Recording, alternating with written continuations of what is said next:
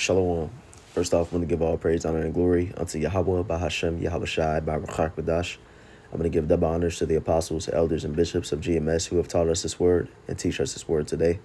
And I want to give a salutation unto the elect of the nation of Israel. This is the brother Yatazakba with the GMS Nebraska camp. And in this lesson, what I want to quickly get into is disproving replacement theology. And I want to get into this because we've had a rise of Christians and people coming against, the doctrine that we preach, which is the true doctrine. And they come against it because the church has a basis in replacement theology. The church believes that, to be the Most High's chosen people, to be close to Yahweh Bahashem Yahweh Shai, or God and Jesus, as they said, to receive salvation, you can be anybody. You can just come in and, if you pledge your life to God, then you're good. But that's not scriptural. That comes from man's doctrine. Let's read it. Replacement theology, also known as supersessionism, is the Christian doctrine that the church has replaced Israel as God's chosen people. And this isn't founded in scripture. And we're going to disprove it in a second. It says proponents who sometimes call it fulfillment theology argue that the new covenant through Yahweh Shai has superseded the old or Mosaic covenant. In this view, Christians are considered the new Israel, and the church has assumed the role previously held by the Jewish people in God's plan. So first, I want to grab this last thing before we get into the scriptures, which says, when did replacement theology start? And it says replacement theology started around the 2nd century AD, with early Christian theologians like Justin Martyr and Marcion arguing that the Christian church had superseded or replaced the Jewish people. So this is something that started around 150 AD, around the 2nd century AD. This was men that came with this doctrine. And like I mentioned, the scriptures don't support this. You don't find this in the scriptures. So let's go through the precepts and show how this is false, and how this idea that Christians come up to the camps today and they're trying to disprove the truth that us, that us men of the Lord, that us prophets, us Hebrew Israelites preach, that it's founded in man's doctrine. Let's go to Romans chapter 9, verse 4, which says, who are Israelites, which is the lineage, which are the people, the 12 tribes, to whom pertaineth the adoption and the glory and the covenants. That right there should show you that replacement theology is false, because this is covenants plural, not only the old covenant, but the new covenant as well. They claim that through replacement theology, the church has replaced the Israelites as God's chosen people, and now anybody can come in and be spiritually God's chosen people, and that we were only God's chosen people under the old covenant in the Old Testament. But no, this is the old and the new covenant that belongs to the Israelites, not spiritually. But let's go up to verse 3, which says, for I could wish that myself were accursed from Yahweh Shai for my brethren, my kinsmen, according to the flesh. That's a physical comparison that Paul is making, not a spiritual brethren. No, he's saying my kinsmen according to the flesh, who are what? Who are Israelites, to whom pertaineth the adoption. We were adopted back to be, the Most High's people by Yahweh Shai's sacrifice, because we were put away at one point and we have been brought back in through that sacrifice. It says, and the glory, the salvation, the kingdom to come that belongs to us. It says, and the covenants, the old and the new, and the giving of the law, which was given to the nation of Israel, and the service of the Most High, not only because of the Levitical priesthood that was a tribe of the nation of Israel that did service to the Most High, but ultimately we are a kingdom of priests. Today we're doing the service of the Most High. That's why, we just had a situation last week on the highways where this guy was basically, asking, essentially, can Edomites do what we do of preaching and prophesying? And we told him no, they can't, because the service of the Most High belongs to us. The Lord called the Israelites to come out and do this work. It says, and the promises. And so these belong to Israelites. But what you have is that you've had men who have taken these scriptures and twisted them to mean what they want it to mean. But you can't do that. We have to read everything within context. First, let's go to Matthew chapter 10, verse 5, which says, "These 12 Yahushua sent forth and commanded them, saying, Go not into the way of the Gentiles, and in any city of the Samaritans enter ye not, but go rather to the lost sheep of the house of Israel." This command that Yahushua gave always stood.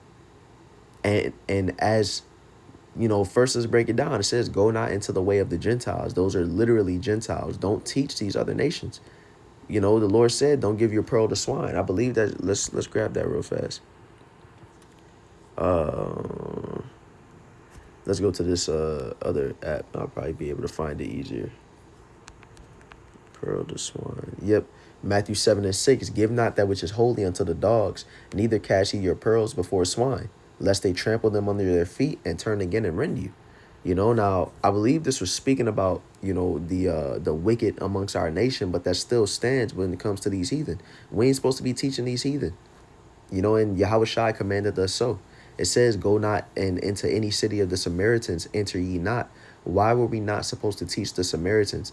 Because those were heathen that were set up in our land and taught in our law, taught in our way, and they believed that they was the Most High's people because they were set up hundreds and hundreds of years before that. When you read the 2 Kings chapter 17, you can start at verse 24. It shows you how the Assyrian king set up heathen in our land, and they had to be taught up by a Levite priest to keep our law, because they were being killed by lions, if I'm not mistaken, because they was in our land doing wickedness. And so if you have people who all the way from the Assyrian captivity, and they were keeping our law, and you go generation by generation, you go through the Assyrian captivity, the Babylonian captivity, the Medo-Persian captivity, the Greek captivity, and now all the way now until the Roman Empire. And these Samaritans have been coming up thinking that there are people. Keeping all types of laws. But the Lord still said, don't go unto them. Why? Because they're heathen. But what in verse 6 it says, "But go rather to the lost sheep of the house of Israel." Now, like I said, that always stood. But you have people who thinks that the doctrine or the mission changed when Yahushua left, because you go to Matthew 28 verse 18, which says, "And Yahushua came and spake unto them, saying, All power is given unto me in heaven and in earth. Go ye therefore and teach all nations, baptizing them in the name of the Father and of the Son and of the Holy Spirit." So they think that when Yahushua gave this command, that he was just disannulling the original command that he gave the disciples. When he said, "Don't go into the Gentiles, don't go unto the Samaritans, go into the lost sheep of the house of Israel." But when he said here in Matthew 28:19, "Go ye therefore and teach all nations," he's still commanding us to go unto the lost sheep of the house of Israel. And why is that? Well, because the Israelites were scattered, and have even more been scattered amongst all these different nations today. We are amongst all these different nations, still of the lineage of the Israelites, but we may have taken on the way of the heathen. You could read in First Maccabees chapter 1 to give that history, where it shows how we took on the Greek fashion. We put off our identity of being Jews, of being Israelites.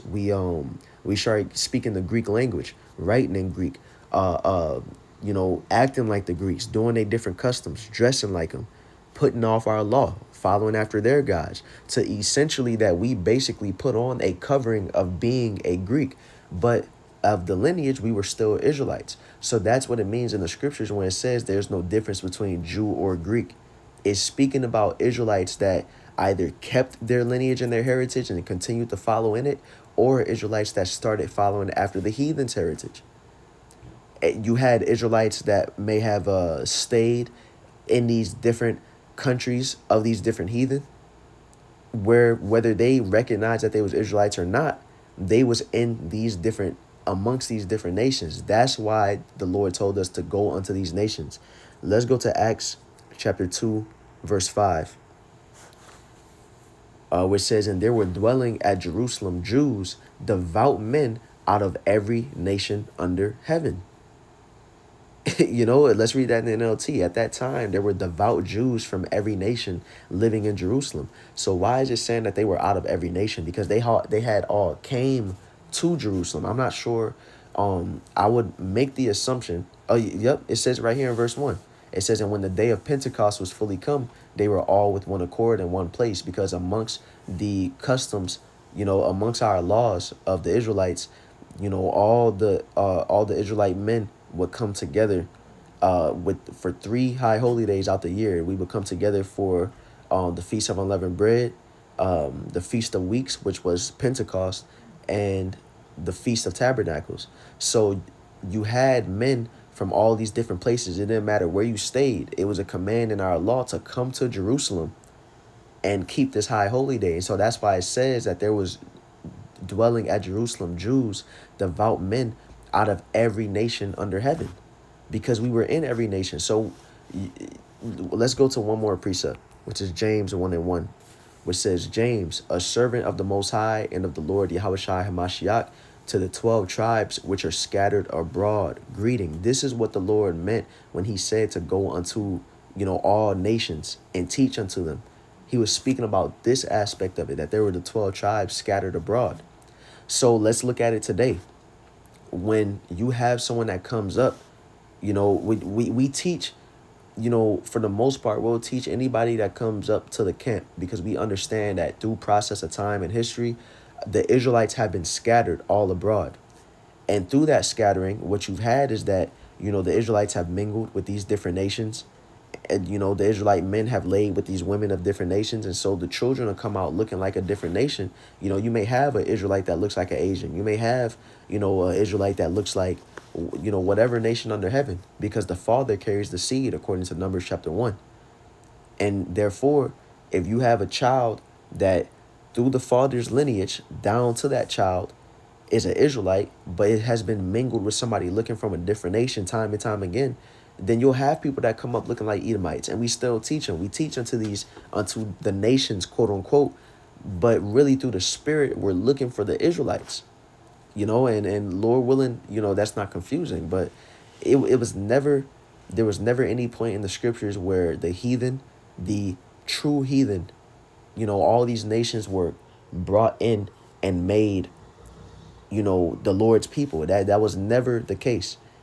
And we have to understand in history, like it says, this was something called replacement theology. They tried to replace us. They tried to supersede the Lord's people. So just want to get into that. Lord willing, this lesson was edifying. Once again, I want to give all praise, honor, and glory unto Yahweh, Bahashem, Yahweh Shai, Baruch HaKodash. I'm going to give double honors to the apostles, elders, and bishops of GMS, and a salutation unto the elect.